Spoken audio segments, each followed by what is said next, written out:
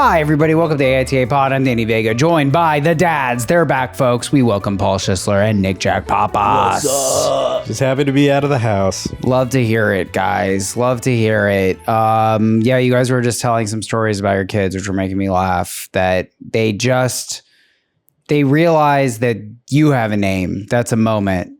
You're not just dad. You're your own person. What? For us, because all our kids have their middle name is their Korean name. Oh, and then my wife, her middle name is her Korean name. So once they learned we have names, my oldest son was like, "Daddy, what's your Korean name?"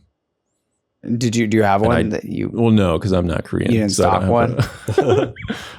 So my wife just told them that like how you say my name if you're Korean is Paul.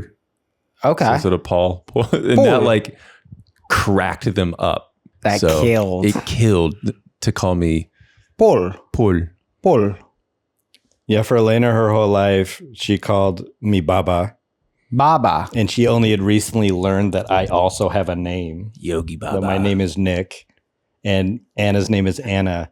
But now she's obsessed with it. So she calls me Nick.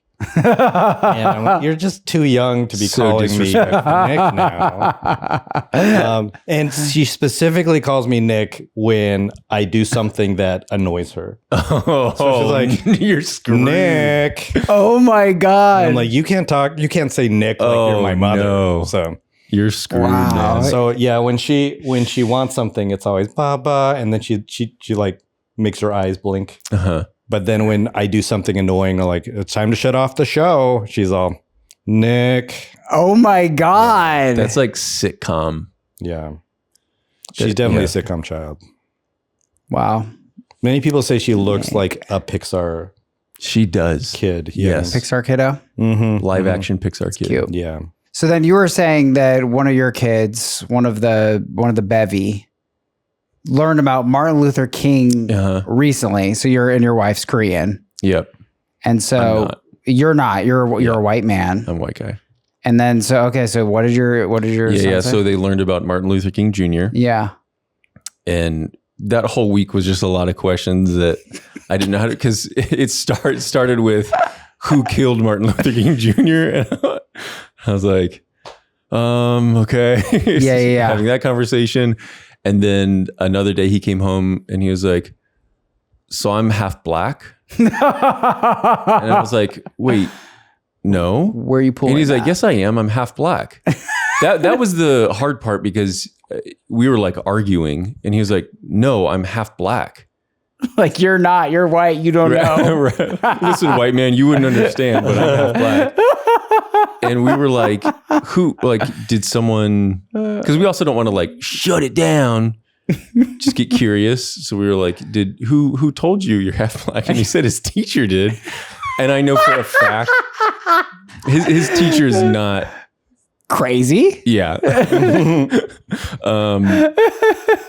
We know for a fact his teacher would not say that. And we're like, So funny. oh, he said that? Yeah, he said I'm half black. And my wife was like, no, you're half Korean, half white. So she's like, so my wife told him, she's like, no, you're half yellow, half white. Sure. Just to give him something to grasp. Right. You know? So he's like, oh, okay. Oh, he was cool with it. Yeah. I thought he was going to be upset for some reason. No. He was only black for a day. Wow.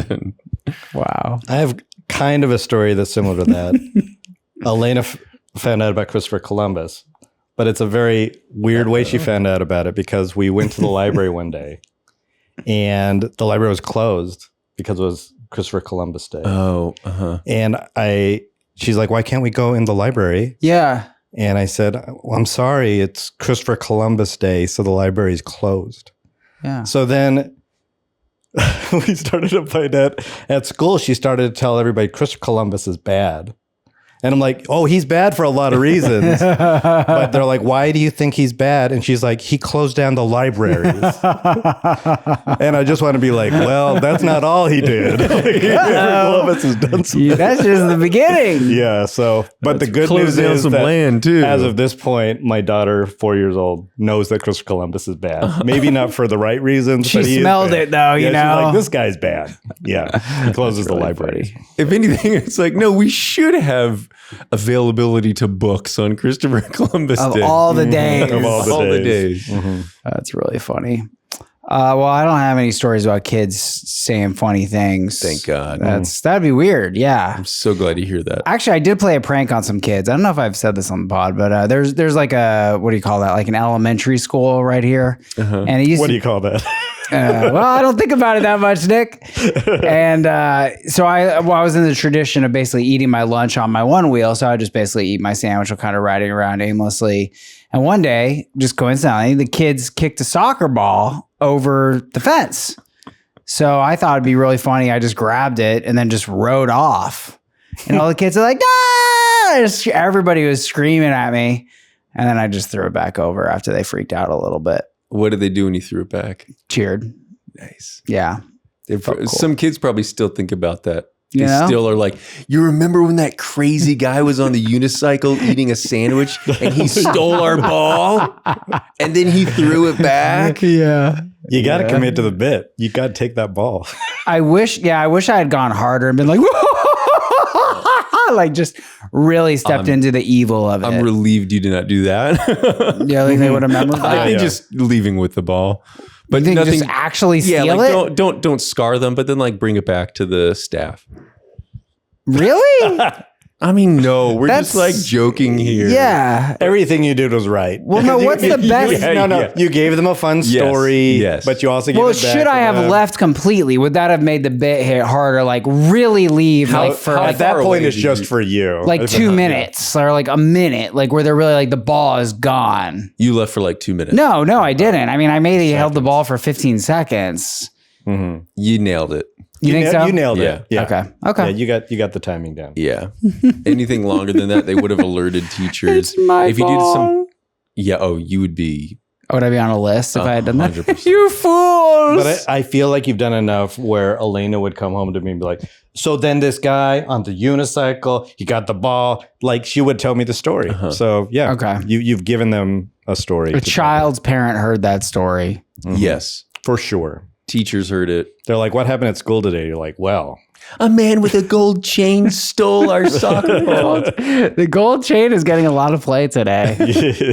No, I'm speed dating again tonight. I don't know if I've told Actual you guys. speed dating. Have I never told you that I'm a speed dater? No. I've done some speed dating. This might be my like 12th event. This is or like a something. formal, organized speed dating event. Yeah, so there's a bunch. I actually am willing to name this brand. Obviously, Camilla Dating is the #1 speed dating service. Evgeny will be back on the show soon. I recommend that for the matchmaker crowd, for people who want that. She's the best. But this one is called Friend or Flame, and it's absolutely insane. It's only 2 minutes. Most speed datings are like 5 to even 8 minutes. This one is 2 minutes, 30 people. 30 Bah, people. bah, bah, bah. I mean, it's crazy. So it's an hour. You just 2 minutes with 30 people. Yeah. Done. And then after, it's kind of a mixer. And Okay. so, You can follow up on any connections. yeah, exactly. And it's kind of cool because every guy there just talked to the same women you did. So you have that connection with the guys, and every girl there you just had a 2-minute combo with. Okay. Yeah. This sounds like absolute hell to me. Yep. Like from an anxiety standpoint, only 2 minutes. I don't think I could do this. I'm so glad you're doing it. Yeah. Yeah. Good for you. Yeah. I think I've done it 3 or 4 times, and I've done probably 12 speed dating events. Let me tell you what's way worse: being in an 8-minute conversation with someone who has the personality of a bean burrito. It's just like, bro, no cheese. Just, I'm talking about beans, black beans too, not refried. Made by a white person. Made by a white person. Tortilla's not even burnt, you know? It's just like bland. It's a raw tortilla. It's Raw like fresh out tortilla. the bag. Ugh. Ugh. No, and it's like they, you know, it sucks away your energy. But like, I honestly feel like 2 minutes, it's almost pure vibe. Well, Oh. can I ask, is your opening the same with every No, I don't plan. I don't think. I just let it happen. You just say, hey. It's 2 minutes. Mm-hmm. Just Hey, let what's it up? flow. I'm Danny. What's wrong with your eyebrows? Yeah. What? What do you mean? You know what I mean. No, last time I did it, I made a really grave error, and I hope I've matured out of this. So it was the 30 people, and I had amazing chemistry with this chick, total babe, but she wasn't the most physically attractive girl there. She was the second most physically attractive, and she invited me to dinner after with her friend, and I was like, maybe I'll let you know. And I went to go talk to the hottest girl there, who we had no chemistry. And I don't know why I did that, but I regret it. I was like, that was one of the stupidest things I've ever done. She was actually a real charmer. Danny. So tonight, my goal is to chase the chemistry. Wait, is there no way to follow up with this gal that asked Yeah, there you really wasn't. We didn't, there really wasn't. Yeah, it was a botch. It was a fumble. You were just going for the ultimate prize. You were going like number one. It wasn't even a prize. That was the sick part about it. And as soon as I woke up the next day, I was like, what was I thinking? What a foolish move. And this girl was beautiful. She's a little shinier, so let me walk. Literally like The thing 10%. that's funny to me is it's not like she was middle of the pack. You're like, No. she's number two. This other girl's number two. And chemistry. And no great And she chemistry. Initiated I had it all. It was handed to me. It was handed want to a me. cute girl who I have a connection with to ask me out. This podcast's over. We got to talk to Danny. Wait, so you have this tonight? Yeah. What are you wearing? just learn your lesson. What am I wearing? I'll probably put on like a short sleeve dress shirt. Don't bring up the gold chain again. I'm gonna go with the No, you gold should keep chain. it on. Yeah, the gold chain hits. I'm joking about it. The ladies like it. I think it's mild. It's a little LA, I like it. but it's not a lot. It's not like flashy. I joke about it out of a appreciation. And it's literally bought a Cuban chain, and I'm a Cuban. I this is just the most wanted to Cuban make thing sure you're about not me. wearing that T-shirt. No, I'm not wearing this T-shirt, which is a one-wheel T-shirt, by the way. It says it's the Nirvana like crossed out yellow face, but it says nosedive instead of Nirvana. Sick. It's bombing. You don't like the shirt? I just don't know that I would wear it to a speed dating. No. I try to dress up a little bit, Yeah. but I will one wheel there. That's just how it's Is going that down. ever part of your conversations? No. So what do you drive? No, I honestly, so I just did this other thing. You guys, single people we're going crazy. You have no idea what we're doing out here. So there's other thing called 222. We could do it if you guys ever have time, which you won't, but, so basically you can bring a friend and then you and four randos, 222. It's like three groups of two. Do dinner and a movie or whatever, dinner and an activity, dinner in another bar or whatever. And I was like, go ahead. So you could bring a wingman. You could bring Paul. You could bring a wingman. Paul's not open. He's not single. Yeah, I would be your chaperone, basically. He'd be my chaperone, make sure the kids don't get too crazy. Yeah, you could bring a friend, you could bring a girl, you could do whatever you want. It's just kind of like and it doesn't give you all the information. They kind of leak the information. So it's kind of like, it's kind of that same, marketing bullshit of like, don't tell, like, we're going to tell you where it is. Oh, it's a place that's nearby. It's a restaurant. Like, obviously. I kind of like that better than the whole speed dating thing because it feels like there's a lot of pressure on the 2-minute speed dating. But if it's just a group of 6, that's the nice best way to meet someone. Yeah. I did one. I had a lot of fun because the girls were cool. It was me and 3 girls, which for a singles event couldn't be better for me. Great odds. I was like, these poor chicks are stuck with this idiot. But yeah, that's the downside, you guys, though. That's the downside. Sometimes if you're stuck with someone who's kind of hard for an hour and a half, that's long. But you get to bring your friend. That's why I want to bring my friend to future ones. I need insurance. Yeah. Mm-hmm. So yeah, that's the single update. All of that does sound miserable. Yeah, I don't ever. Yeah, I trained for it. I actually did the gauntlet, which was I did 3 speed dating events in one day because it would really tax me. So this is my tactic now. If I was doing a 6-minute speed date thing, if I'm not interested in them at all, I just ask questions and let them talk, and it won't drain my energy that way. Just like don't give anything because I'll run out. We talked a little about this on the last show, but I've been with Anna so long, I'd never even used apps. Oh, That's crazy. So I've never had to So like experience fascinating. what Tinder is like. I had a brief before Esther. I had a brief, time on the apps, yeah. and it And it was feels not like this great. is all like people trying to get away from apps now. Yeah, the apps are trash. Everybody hates the apps. Yeah. It's universally panned.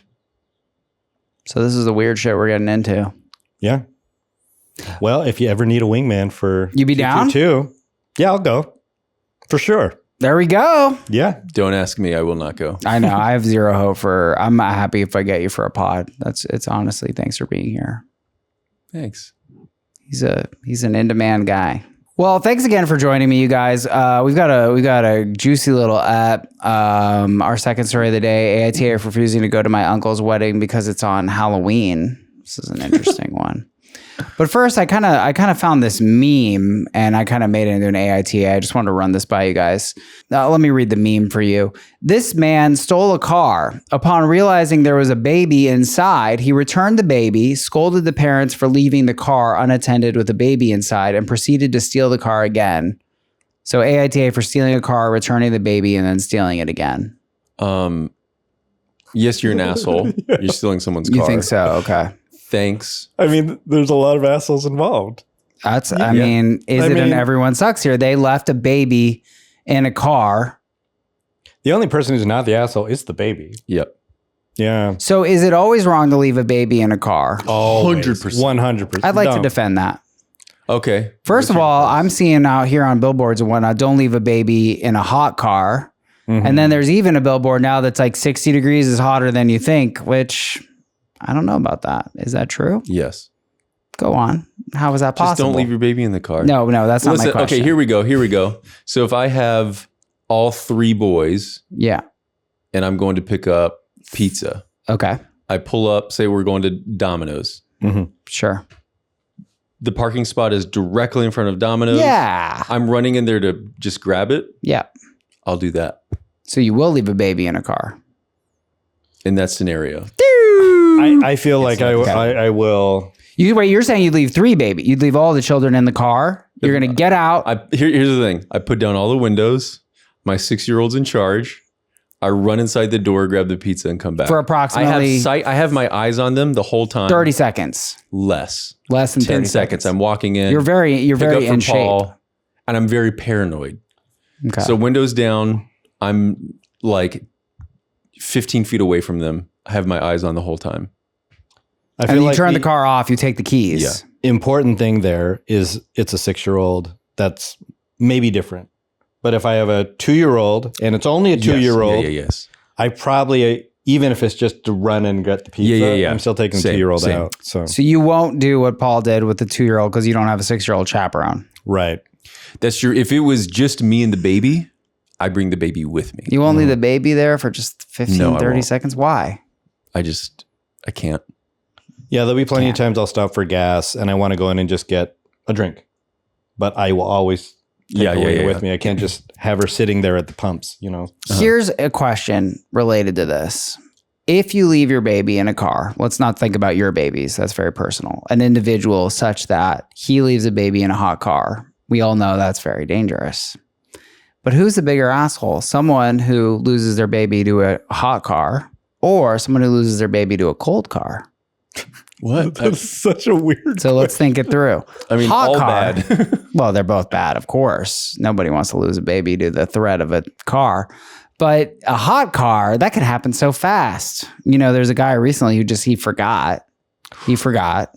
All of this is really scary to me because once you're a parent, you don't realize how crazy your mind gets. Yeah. Because of course you want to call anybody who leaves their baby in the car an asshole.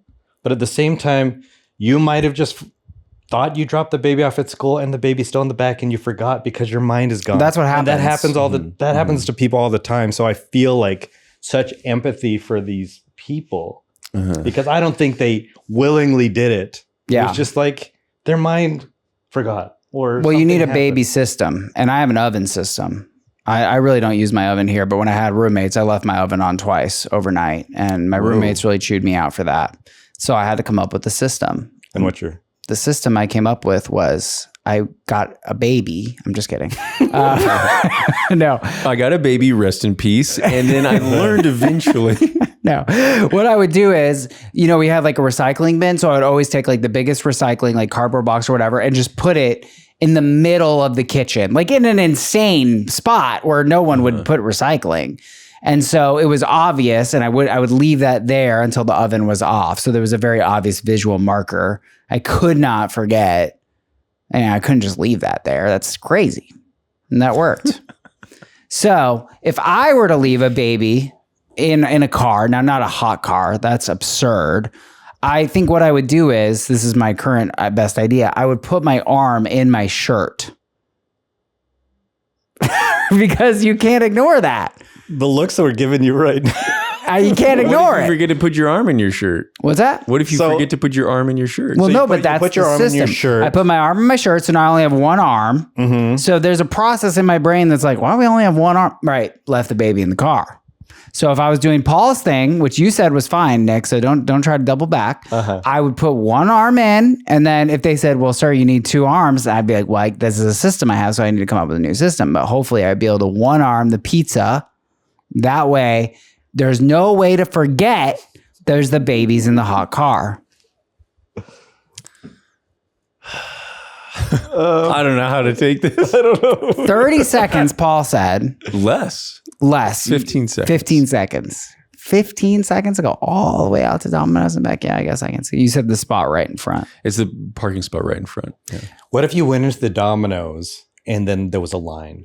Oh, then I wait. I go back to the car. You about face. That's happened where I've had to wait long. There's like a person in front of me, so then I'll just go way back out in the car. So then, you wait go for the back line to to the car clear, with or them. you bring the squad out I'll wait in the car. for the line to clear? Yeah, Oh, interesting. and then because like maybe my pizza's not ready yet. Oh, okay. and then I'll go okay, back okay. Interesting. So your policy is never, though. You don't have a situation. Well, I'm in an interesting time now where Elena is 4. So an example would be when I take my dog Binks out for a walk. Mm-hmm. Can I leave her alone watching a show and just take Binks out for 5 minutes? And I still have trouble with that. Like, can you leave a kid alone in the A house? 4-year-old. A 4-year-old. It's also kind of tough to bring a 4-year-old and a dog out, but I'm still at the point where I'm like, I just can't. Yeah. I can't leave her alone. You got with surveillance?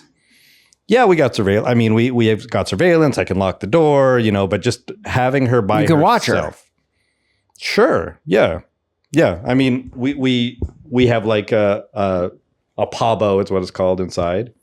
We have the camera on the door. There's things that I can do, but I just can't do it. I agree. But you have 3 kids. You have a 6-year-old. Can you leave them in the house? I only do it if I am. So if I'm gonna we're on the first floor, close to our lobby where the mail is. Mm-hmm. If they're watching TV, I'll go check the mail, Okay. and that's okay. But if it's just me and the boys home alone, and I get food delivered, and I have to go outside to get the food, I always bring the baby with me. The baby. But then let the 2 older boys keep watching their show. How old is the second? 4. So the 6 and the 4-year-old you can leave. They're fine. Okay. So you mentioned a sense. Do you feel like or just like a running level of anxiety or what? Yeah. How does give me more optics into I'm that? never not thinking about ways me and my family can die. It's always on my mind. See, it's tough because when she's 4, she can open a door. She can be like, "Where'd Baba go?" And then she can Oh my, go and try to find stressful. me, That gives me so much anxiety. that she can open a door. They gain That the door kids- power. they can open the door on their own. Is that 4? Is 3 or 4 kind of when the? Yeah. Yeah, about that. Yeah. I mean, even now, the 1-year-old is reaching up to the door. Wow. He can't do the locks or anything, but the 4 and 6-year-old, they could just Boom. Ingress, bolt. egress, boom. Fucked. Stresses me out. My parents used to tell this story where they tell it like it's a funny story. They're like, "Where's the baby?" And they saw that I was outside. It was there was snow on the ground. We're from Utah, And they think it was a funny story because I was outside as a baby in my diaper, and I was crying because my feet were cold. So I'd put up one foot, and then when that foot got cold, I'd put the other foot down. Fucking genius. And they tell it like it's a funny story, but in my mind, I'm like, why did you let me go outside in the snow as a baby? I don't know. Yeah. So that could be a generational thing. Like, I think that we probably are more helicopter parents than.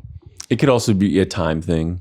You know? In 10 years from now, I'll look back on certain things the boys did. Be like, oh my gosh. So funny. Because at the time, you're like, oh, that was terrifying. Interesting. Sounds like you're a smart baby, though. That was a good tactic. I was into that. Yeah, really smart. You know, if you left a baby in a cold car, you'd want them to have adaptive tactics like that. Yeah. You know, figure it out. Maybe a smarter baby would survive out of a cold car. Losing a baby to a cold car is very shameful. Yeah. Compared to a hot car. I maintain that. I don't even hear about it. It's such a fuck up.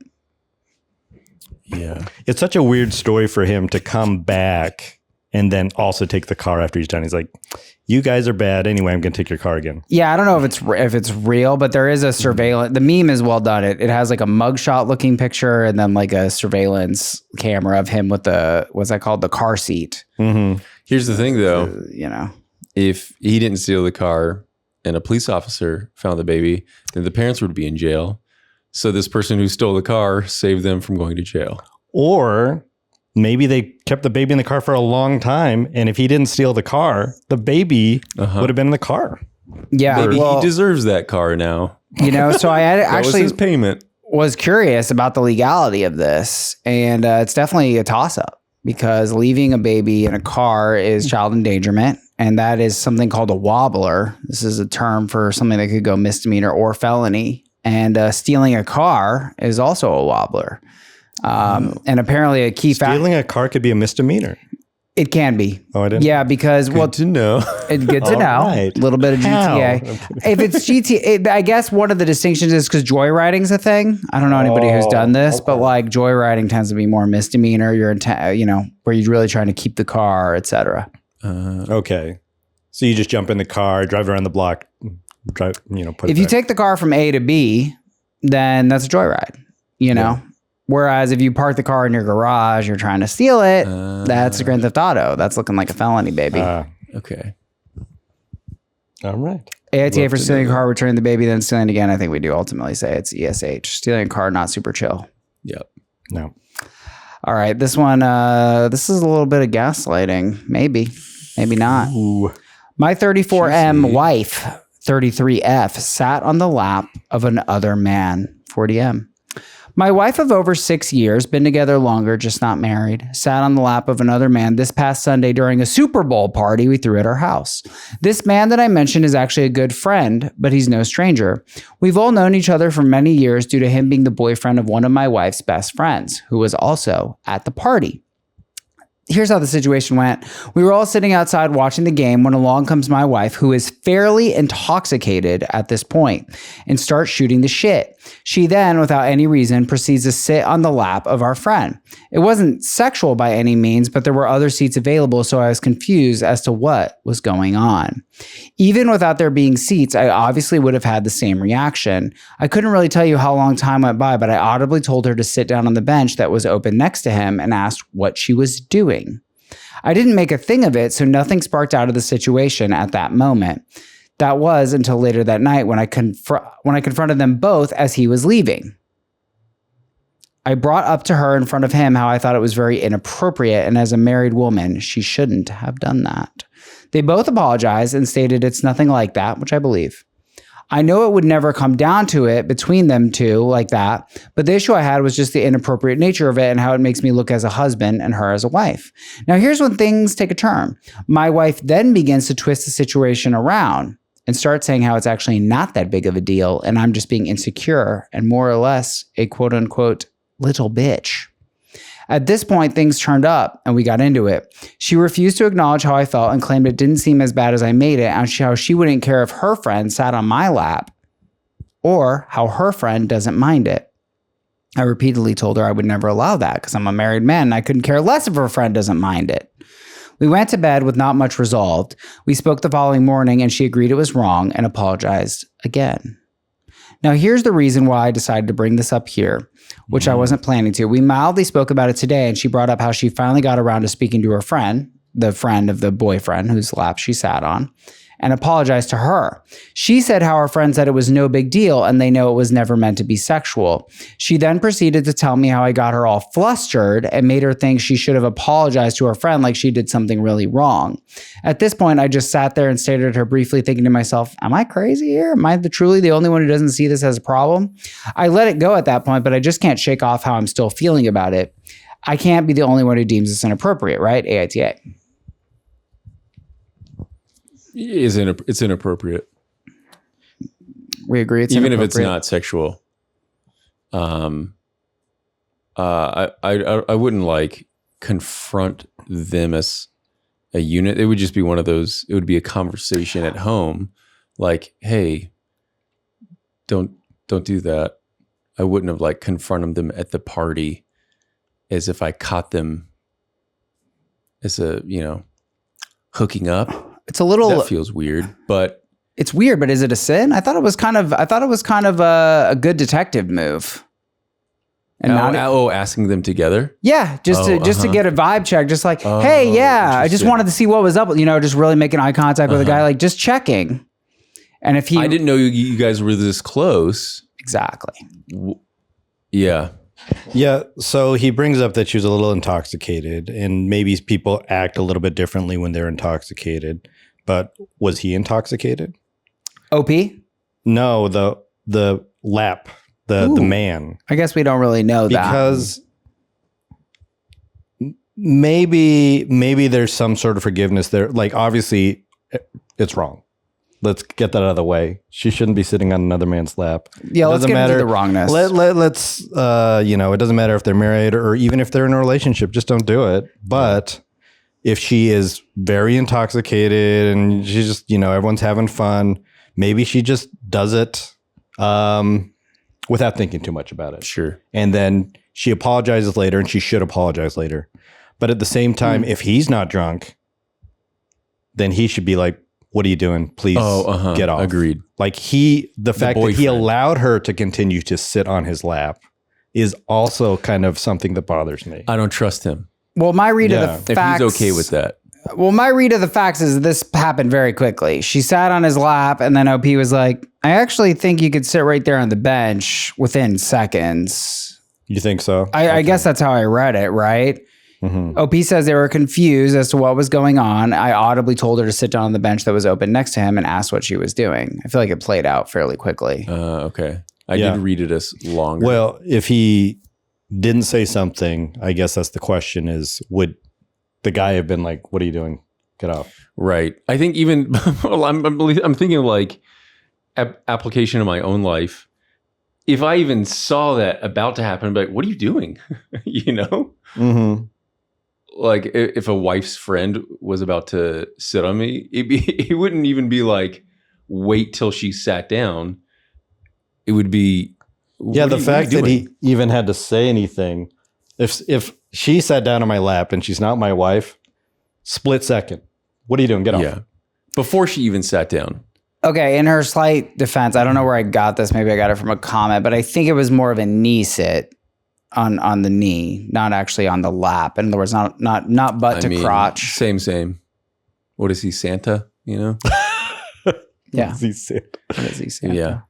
Is there? My wife can't even sit on Santa's lap. No, I'm kidding. Yeah. But, yeah. I mean, you said, so I was curious this. You seem to agree that it wasn't sexual. For me, even on the knee and stuff, like the connotation is sexual.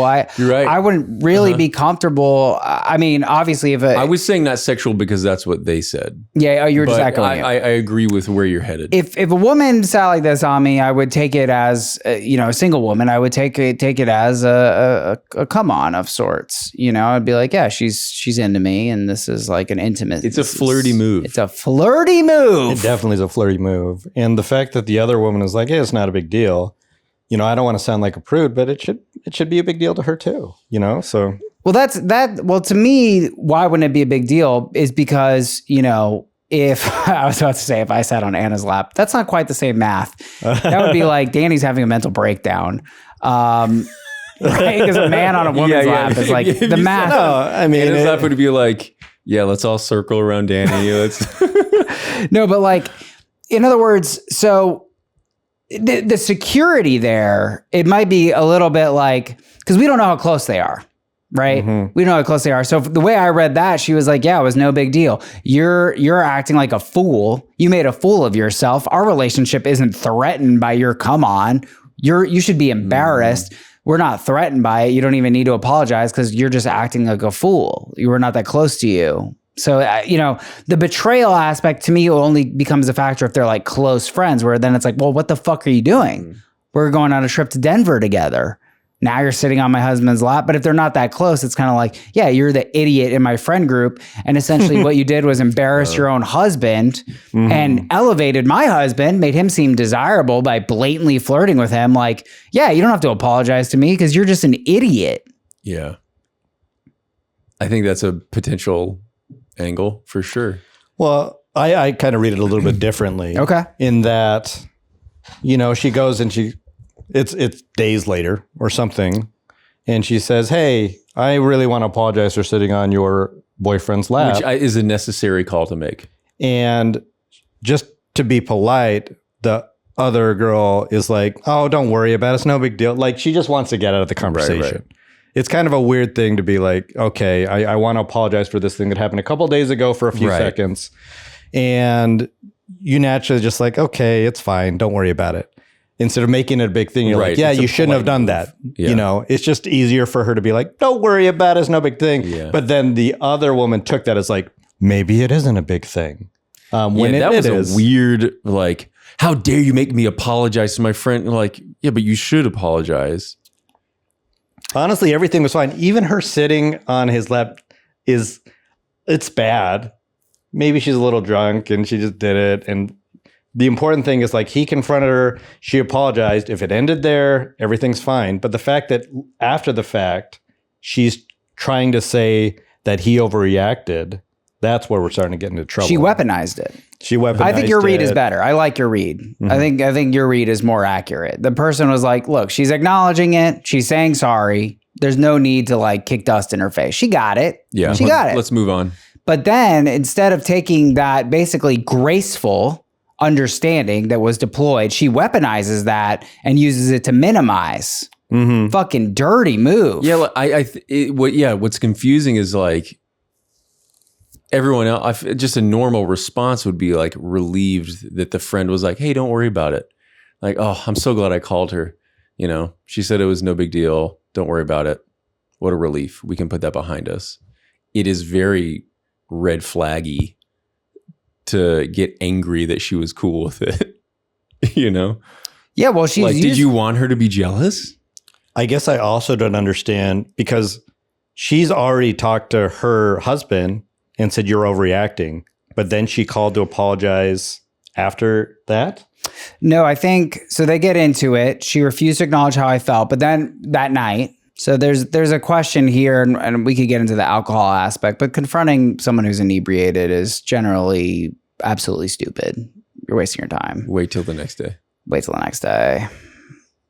Because I also feel like people are if they're already kind of a defensive person and they're drunk, and that's how you get into no undo button. That's why I don't like fucking alcohol though. Cause then I'm like, oh, so I have to fucking babysit you and hold back because you don't get to be accountable or responsible because you got to disappear into your fucking booze land. Anyway. Yeah. And I say she was drunk, but that's never an excuse for her actions, Like, I guess what I'm trying to say is I understand as someone who's been drunk before why she might have done it, but it still doesn't excuse that. But yeah, here's the thing though. It doesn't sound like she's super drunk.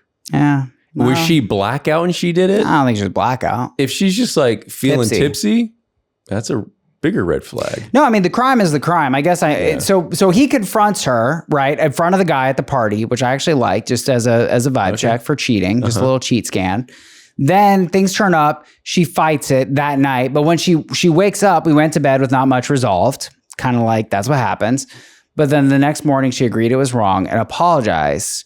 But then she doubles back because she then went to the friend and the friend said it was no big deal and they know it was never meant to be sexual. And I think that's why I wanted to fixate on that too. And I'm like, I don't think you get to choose that. I don't think how that works. That's not how that works. You don't get to sit on a pier as a heterosexual, sit on a pier's lap and then be like, well, it's not sexual. I'm sorry, but like, it's sexual. I think you put it right to me where you don't get to choose that. Because as the other person in the relationship, I get to let you know what I'm comfortable and not comfortable with. Sure. You know, there are probably couples out there in the world who they're all sitting on each other's laps and they're called swingers. They don't even have to be swingers. Yeah. They're just comfortable together. You know, I'm not that person. And that's how I feel. And when you do that, it's disrespectful to me. I don't like, but that's how I feel. That's just how I feel. So I can find it a little erotic. I kind of understand it. It's kind of like dancing with fire. You know what I mean? In other words, like seeing my chick kind of like flirt with someone else, like that kind of makes something burn inside me. And I kind of like that. But whoa, okay. Yeah. Okay. But the key here is no alcohol because that's impaired judgment. It has to be done with surgical like understanding and precision of what's happening. We're playing a game. It's a game. To me, that's what's hot. You could even argue that it's maybe a little disrespectful to the guy, right? Because he's a pawn in a game. Being used to turn on my boyfriend. When you put it that way. The one with the gold chain. No, I mean, I've done. He's visibly excited right now. Yeah, I've done stuff like that because if I really trust someone, I really trust. You know, I really trust. Not with alcohol though, because that just gets too complicated. But anyway, that's clearly now what's happening, and I do think there's no way around it. That's disrespectful. Yeah, I mean, what you're describing is a different relationship where you're both kind of on board with each other and you're playing games together. Yes, and no one's disrespecting anyone. But this sounds like he really has a problem with it, and that should matter to her. Yeah. I think what I'm seeing here is that then so she wants to use this as evidence against him and invalidate his feelings. And I just think it's like, look, you drank, and people do this a lot. People are very guilty when they drink. You know. I forgot what I felt bad. So I went on that Mammoth trip, which, you guys didn't come. Ouchie. Pics looked great. Thank you. And we had a great time, but it was a good reminder. Cause you know, I don't drink. I forget how it works. I honestly do just cause I don't think about it. I just don't think about how people act when they get drunk. And, you know, I was there with my two good friends and they didn't do anything wrong. And I try to really say that to them. I'm like, it's not that you guys did anything wrong. It's just that it's hard for me. It's inherently unequal for me to be in an interaction with a drunk person or a high person. It's like frustrating. It's like, you're like 70, 60% there. I'm 100% here, bro. Yeah. I'm dialed in. I'm dialed in. Like, and it's hard. It almost feels like they're not there. Like they're not present. It'd be just like if I was like, just like on my fucking phone, you'd be like, well, I'm like talking to you and you're like on your fucking phone. Yeah. You know? And it's not fun for you to be the responsible one at that point. I don't know. Yeah, well, I mean, it made me realize like I have to structure because I don't ever want to police other adults I know other people enjoy alcohol. I'm the one who can't enjoy it. I'm the one who will have 10 drinks and act like a fucking maniac. You know what I mean? So that's on me. So I was like, maybe next trip I'll DJ during that time or just find a way to not be so conversational. Maybe I'll go around and sit on people's laps. Yeah, let's maybe get some flames going. Fuck up people's shit, you know? But I mean, I had a situation because, you know, when you're in the comedy community, you'll go out with like your sketch team or you go out with other people who are comedians. And I went out with a girl who's on a sketch team with me and we shared an Uber home because, you know, why not? Ubers are expensive, right? Yeah, they're crazy now. But obviously she was a little drunk. She was in the back of the Uber with me. And then she just like laid her head down on my lap. Oh, that feels uncomfortable. Like she was like she was like feeling car sick. She laid her head down on my lap. And I was like, no, like you can't Yeah. please get your, like, I felt guilty just having her head touch Yeah. my leg. Also, liability for throw up. I mean, that's a throw up. That's a throw up crotch. Even if Yes. like even if who knows what she feels towards you, even if it's like, oh, Nick's so fatherly. Even that is just like, And that's it's your side of probably- the car. It's probably This is my closer to side. that than, Yeah. But even still, it's like, no. Yeah, that's come on, that's head on crotch. Yeah, I mean, I think this is really messed up. I think I don't know. I hate alcohol. I think it's a drug that makes people crazy. We don't even call it a drug. It's widely available, and it makes people do things like this that are like really fucked up. And then it's like, and I think it also just causes so much like grief. That was the end of that story. Is that I felt bad, right? I felt bad because like I like kind of not stormed off, but I just kind of left the interactions because people were drunk and acting like not even acting crazy. They were just acting a little drunk. They weren't doing anything wrong. Right. But I was like, I don't want to be around it. And then that made me feel like a dick, you know? And I said, I actually know what I said. Something I was like, you guys need to stop singing, or like, you can't sing. Maybe I said, you can't. I said, you can't sing. And then I woke up and I was like, oh, I was kind of a dick last night. But then I forgot they were all drunk. So they were all in like a shame haze. I was like, I don't need to apologize. They're the ones feeling guilty. I could tell them anything. They don't even know what happened. Gaslight them to high heaven. You know, so, but yeah, I guess this is what frustrates me because I think it's a confusing thing. Society is kind of gaslighting us. Bars everywhere, alcohol everywhere. It's culinary. Get the wine pairing. Then it's like you drink and you do something wrong. Well, that is on you still. And it's like, well, okay, but there is a system here that's pushing us to consume this insane drug. I mean, I totally relate to that because I have social anxiety. And if I'm going out, I'm going to feel better if I have something to drink. But at the same time, like I have to realize that I'm not going to be myself completely. Sure. Especially if I'm drunk, you know? Yeah. I guess the final point of that is whether you're sober or drunk, like you are responsible for everything you do. Yeah. Yeah. So it can never be an excuse to be like, hey, I just had a couple drinks and, you know, give me a break. Yeah. It's almost like on this husband's behalf, like almost a nice throw in for his wife. It's like, you know, she was drunk, so that's why she did this. Yeah. Mm-hmm. That's generous because the action itself was bad. It Almost gives like let me give her this excuse. Yeah. She was drunk. But there are plenty of relationships like this, especially before you're married, where people will just feel like they should be forgiven because they were drunk. At the time. Right. And no, no. you should be forgiven when you apologize and you feel bad for what you've done. You take ownership. You take ownership for what you've done. You shouldn't be forgiven because you were drunk. Yeah, that bottle of vodka can't apologize to me. You can. You can. Well, it's interesting because I was talking about this recently with a friend from Arizona, and like, yeah, I had a crush when I was in a relationship. I had a crush. You know, I had a crush on someone else, and it was a girl. I remember my monitor, like she was like, her face was directly to the right, so I could look at her face all fucking day. And so I was like, oh my God, I have like a sickening crush for her, you know. And so what I did was I just pushed my monitor over so I couldn't look her in the eye all day. That was like the first thing I did to like start to wean off this crush. And I don't think I did anything wrong. You know, I developed a crush. I don't think I did anything irresponsible or crazy. I think I talked to her and she was a pretty girl and I looked her in the eyes. You know, if I was drinking, would I have sat on her lap or whatever? You get it. Would I have done something inappropriate? I'm like, yeah, maybe. Sure. Why not? My judgment would be impaired. That's like the whole thing, you know? So I thrown that computer off the table and even on a full face stare. Stared her right down. Let's have a staring contest, babe. Mm-hmm. You know, so I guess it's like, I don't know. I think people wrestle with this. Like, is it cheating or is it bad to develop feelings for someone? And I'm like, no, I think that's just life. Right. But it's, I mean, I think that's a good Your point actions. because when you drink, your inhibitions Yes. are gone.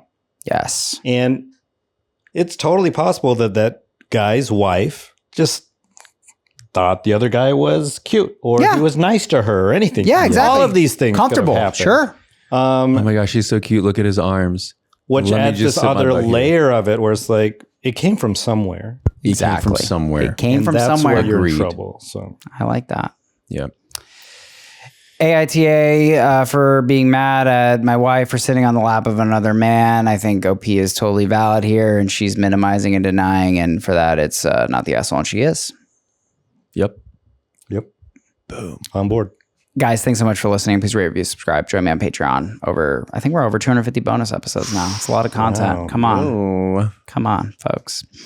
AITA for refusing to go to my uncle's wedding because it's on Halloween. I-16F will be 17 on Halloween 2025. Halloween is super important to me. Love everything spooky. And I was especially excited for this one since it feels like my last chance to fully enjoy the holiday as a kid. Okay. My uncle and his fiance recently announced they're getting married on Halloween. They have a baby and she has 3 kids from previous. When I heard about the wedding, I immediately asked how my cousin, my uncle's daughter from her previous relationship, felt about it. And she was upset too. I told my mom I didn't want to go and that I wanted to spend Halloween with my boyfriend or friends instead. She wasn't happy about that and told me that everyone else in the family was excited and that my uncle and his fiance were planning to have candy for the kids and that I could participate in that. But I'm going to be 17. I don't want to spend my night out grabbing from a random candy bowl with little kids when I could be out having fun. My mom thinks I'm being selfish and that skipping a family wedding just to go trick-or-treating is immature. I get that this is a big day for my uncle, but I feel like they chose an inconvenient date for a lot of people, and I don't think I should have to give up my plans because they picked Halloween.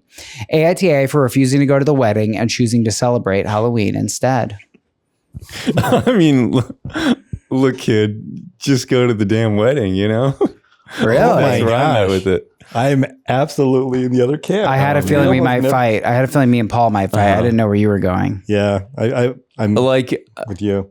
look, I don't feel any strong feelings about Halloween. Maybe that's it. But also, like, No, I don't. yeah, sometimes you have to do things with and for your family that you don't love. But this is a family thing.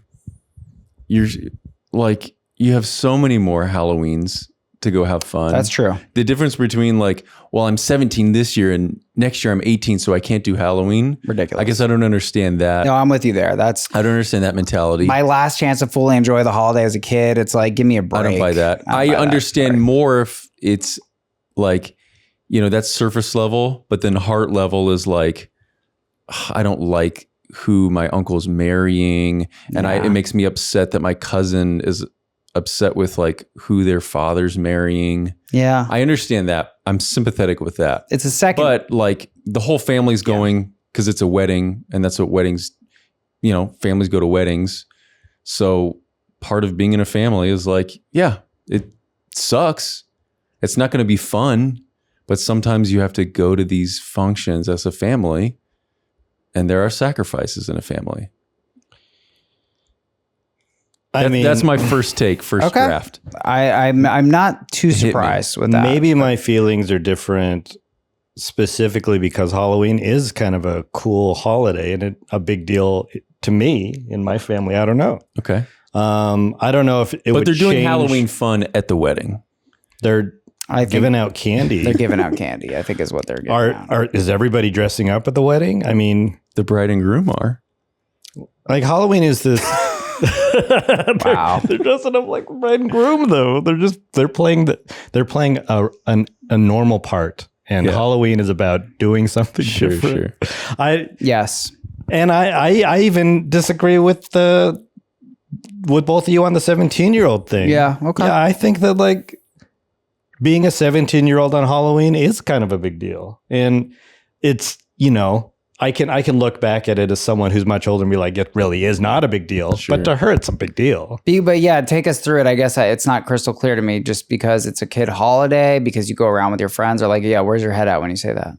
Well, I think we can all agree that Halloween is going to be very different when you're just a 20-year-old, 30-year-old person. You know, you go out to like a Halloween party and you hang with your friends, whatever. Sure. But there's something very specific about being a 16-year-old, 17-year-old, 18-year-old, and how important those years are to you and how important they feel at the time. Mm-hmm. And in retrospect, you could say, I'm seeing it now. in retrospect, you could say it wasn't that big of a deal, But when you're there, Yes. when you're living it, you're 17, you're 8, like those are really important It's years. a friend holiday. I think that's what it. you're on. Yeah. That's Christmas, Thanksgiving, those are family holidays, but not Halloween. Halloween is not with the family. Halloween absolutely It's is a a friend holiday. And what's going to happen is she'll turn 18, they'll graduate, you'll leave your friends forever. You'll never see these people. Yes. But this is your last chance to like do something with your friends. That's kind of this fun event where you get to dress up and be a little crazy and not be yourself. That's not lost on me. I know like you can't just invalidate someone's feelings. Like you're 17. You don't have to worry about being an adult yet. And you haven't experienced like certain life things. So the things that you are dealing with and feeling are real and they are big to you, and like it being an important thing. That's not lost to me. I agree with all of that. And yet I still feel like, yeah, but also being a part of a family involves certain like, oh God, that's really disappointing that I have to go to this wedding. Well, I think we might figure out there's a values difference here. Mm-hmm. And I think Nick really nicely illuminated the fact that there is an asymmetry here. My 35-year-old Halloween is simply not equal to this. 18 to 24, 16 to 24, those are special years with your friends. Those are formative, special years. Absolutely. Music from 16 to that's the music. You know what I mean? That's where the music happened for me, at least. I think for a lot of people. You probably are still listening to that same music. That's what I'm trying to say. Yeah. That's what I'm trying to say. It just hits different. And yeah, it's Skrillex and Deadmau5, and that's just what it is. That's just what it is. So don't judge me. But that's just what it is for me. All right, people. This music I like. I'm not proud of it, but I like it. Mm-hmm. Now, my issue here, my model for this as an armchair kid haver is autonomy.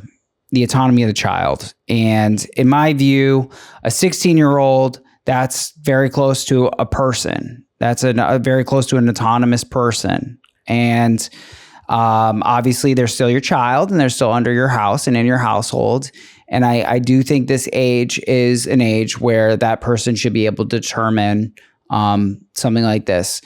Because my idea is they don't want to go to the fucking wedding. It's a second wedding. It's a second wedding. And the fact that they don't want to go is almost enough for me. I'm like, yeah, they don't want to go. You know why they don't want to go? Because they don't care about the uncle. They don't care about this relationship. And so why are they obligated to go? They have a strong, compelling reason, not a bullshit reason. I think Nick has painted that well. It's a strong reason. It's a unique event. And they don't want to go, and that's their right to not go. That's how I feel. How would you address that? Yeah, I mean, I don't disagree with that. There's also like, you know, there's more context around their relationship with their parents. Like, are they currently living a life where they get to hang out with their friends a lot? Or is this kind of like this is the last time I'll get to hang out with my friends? I don't know. Also, there's another fix here. Like, I think how I would approach this, if my child gave me this very strong argument, I'd be like, come to the ceremony, you can leave at the reception. So you would compromise it. That feels very reasonable. I would compromise. That I would say we're still going to go as a family, then go to your party. Is reasonable. But when I think about this, even let's forget about the 17-year-old wanting to have Halloween. If my brother scheduled his wedding on Halloween, I love going out trick-or-treating with Elena. I love it. I probably would not go to my brother's wedding if he scheduled on Halloween, because he made the mistake of scheduling it on Halloween. That sounds so extreme to me. Isn't that crazy? I don't know. I feel like he had a choice in this situation. But also with schedule that on Halloween or don't. But also with the little kids, like, you're oftentimes going trick-or-treating on the day that's not Halloween, depending on what day of the week it is. Yeah. There's like multiple days. The Friday prior or something like that. Yeah. If he did it right on Halloween and it wasn't the day that you go trick-or-treating, like, okay, let's say Halloween was a Wednesday, and, you know, I would probably take Elena trick-or-treating on Saturday or something. Sure. The Saturday before. Then I'll go to the wedding. Yeah. But if the wedding is on Saturday and trick-or-treating is on Saturday, I'm going to have to tell my brother that like Guys. you should not have scheduled it on Halloween. This is a factual matter, though, because we have the date of the Halloween. It's 2025 Halloween, which falls on a Friday. That's right. So listen, I mean, That's crazy to me. That's crazy to you? It's just You know what, though, Paul? I'm sorry, but you did this. Your wedding was on New Year's, wasn't it? I know. And don't you see, though, even though that that pudding. I understand New Year's. I think you're right. Well, but that kind of goes to what we're saying, right? I think it's unusual that Nick likes Halloween so much. Right. Nick's weird. We knew that. No, but that when you throw a holiday wedding, you're asking for trouble. People have established traditions for their holidays. And so you're going to essentially be competing with those traditions. I mean, like with our wedding being on New Year's Eve, we also knew that certain people couldn't come because of other family obligations for New Year's Eve. Right. It is what it is. So New Year's, you're like, that's reasonable. We knew that was going to happen. But if my brother was like, dude, my New Year's Eve bash, I can't come to your wedding, I'd be pissed. Well, to be fair, you would be familiar with your own brother's traditions, hopefully.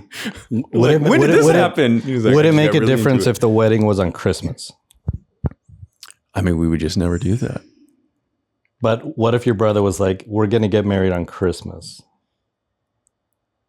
Yeah, I mean, we'd still go to the wedding. You'd still go to the wedding? Yeah. Okay. Well, it's your because brother. it's family. It's so intense. If it was a friend, it depends on like how close is this friend. Mm-hmm. Yeah, I think we haven't moved Paul. But for me, I just think a 16-year-old, if the 16 I can be flexible and compromise, but ultimately, let's say the wedding it's a destination wedding, so they'd have to fly out. So the compromise is impossible. Where are you on that? if it's a destination wedding or whatever, not a destination, but it's in a different city. So it's not possible to split the difference here. Oh, if it was in a different city, Yeah. I would have our child come with us. You say the 16-year-old has to come. Yeah. And I know they would hate it and they'd be angry, but What if they're 18? then I don't know, like do they still live with me? Yeah, they're 18, they live with you. I'd probably still I can't physically force them or anything, but I would make a strong like Well, you could you need to coerce come. them. I'll kick you out of the house if you don't come. I wouldn't take it to that though. Oh, if they said I wouldn't be that hard. Oh, interesting. So once they hit 18, if they're like, I mean, even 17, it's like I'm not gonna I'm gonna kick you out of this family. But I would make a very strong case of like we do things as a family, especially with any sort of like family. I don't want to go. celebration. Well, I don't want to go, Dad. That's not a good enough excuse. Well, Halloween's very important to me. Yeah. So I don't want to go. Do you understand that? I don't. Great. Wear a costume to the wedding. I'll buy you some candy on the way. I don't want to do it. I want to celebrate with my friends, and I don't care about Uncle. This is his second marriage. I don't care. It does suck that it's his second marriage. It's this weird family thing where family should, obviously you're obligated to your family, right? Sure. But if you force this 17-year-old to go to her uncle's wedding, then she's not going to have a good time anyway. She's going to be upset the whole time. That's a great It's going to cause a rift between you and your daughter. And it's just like, for what? For the second marriage? Yeah, that's a great point. I may be getting swayed right now. We're trying to sway you, Paul. I want to know more details about like who this person the uncle's marrying. What I love is that I'm immediately going to go home and tell my wife the situation. And I promise she's going to 100% agree with me. And I know my wife is going to agree with me. And I know that Esther would agree with you. So this is why we have a good relationship. Yes. Which means we need to have an episode with both your wives. Esther would never. Oh, really? Yeah. She won't be. She's a therapist. She doesn't want to do this Oh, stuff. she's not there. Okay, I didn't like this stuff. I don't know what that I means. mean, like, this sort of This stuff crap. you do in your This little crap. Well, I need therapy now. to talk on camera about stuff. Okay. Well, that's sad. But Anna doesn't like it either. She doesn't like Reddit. That's what she said. That's what she said. Anyway, yeah. Do we shift you at all? I mean, 16. I'm swayed. You're swayed? Yeah. Okay. I We'll have take- not we'll take a abandoned swing. my original stance. I think what you're saying is valid. I think for me, when I think about, a 12-year-old, it's like, it's a little harder for me to be like, well, that's an autonomous person. I'm like, they need to understand the value of family or whatever. But like, yeah, if once you start to get into these upper ages, I'm like, you do need to kind of get your hands up. Like, that's a person and they get to make these choices. That's a human being, man. That's how I feel. I would love to ask my mom what she would do. Because now that I'm thinking about if it was my mom and me in this scenario, I feel like maybe my mom would not force me. And on another note, the uncle shouldn't even be upset. Do you know what I mean? Oh my God, like 100%. If Wait, you did show they up say and you're the like, uncle hey, the 17-year-old stayed because it's Halloween, the uncle should be like, I get it. We planned on Halloween. It was the only day available at this venue that we really loved. That's fine. He's got other things to worry about. So it's like 100% agree with that. And that's actually where I would like to meet you, because I find that the most palpable. If the parent was saying like, okay, but I'm gonna let my brother know, I'm gonna let your uncle know, and we'll see what he says. And then the uncle calls and says, hey, I really want you to be there, because maybe he does feel it. Maybe they're close enough, right? And the uncle calls and says, I really want you to be there. And then the kid says, all right, I'll fucking go. Then it's like, yeah, and that is respecting them as a person. Yeah. As an autonomous being. I'm with you on that. Rather than being a little bit tyrannical. And I understand, obviously, you guys know more than me about this. You do have to be a tyrant sometimes as a parent, part of it. Yeah. But I do think we're talking about a 16-year-old, AITA for refusing to go to my uncle's wedding because it's on Halloween. I think we're all lined up. Are we? They're not they're just being a kid. They're not an asshole. Yeah. And so are the parents being an asshole for saying that OP is being selfish? Well, I also understand that response as a parent, like, yeah, sometimes you're not in the mind space to like fully see everything from your kid's perspective. And you're like, stop being selfish. Like maybe the parent is also like, I have to go. So like, we all have to, If I have to go, you're coming it's with a me. second wedding. I don't want to go to the second wedding. So Like, I'm angry that I have to go too. Stop being selfish. I don't want to go. I mean, there's all sorts of little factors, because if it was a destination wedding, you can't just leave a 17-year-old kid home. It gets maybe complicated. They have to It gets go. They have to complicated. get on the plane. It but gets complicated. It's like, it all gets complicated. But to me, it's just like, the only situation I could think of is the one you're talking about, where maybe she was really close to the uncle and his feelings would be hurt if she wasn't there. But most likely the uncle's like, Most likely, the uncle's like, I got other things to worry about. I'm getting married to my 100%. second wife. I got to make this who has second 3 one kids. work. It's already your household, bro. AITA for refusing to go to Mount. So yeah, so I think we're at not the asshole and soft the parents are. She's being a little pushy. Pushy. I can live with that. Wow. Yeah. We brought Paul in, dude. Freaking air fist bump to the Halloween is for kids point. Guys, thanks for doing the show. It's 6:44 and 20 seconds. Paul is on a tight schedule as always. Plug. I'm Paul Schisler. You can follow me at Paul Schisler on all platforms. Thanks. I'm Nick Jack Pappas. You can follow me on all platforms at Pappiness. It's happiness with a P. And I also am on Substack under moraluniverse.substack.com. Boom. All right, guys. We'll see you next time. Bye.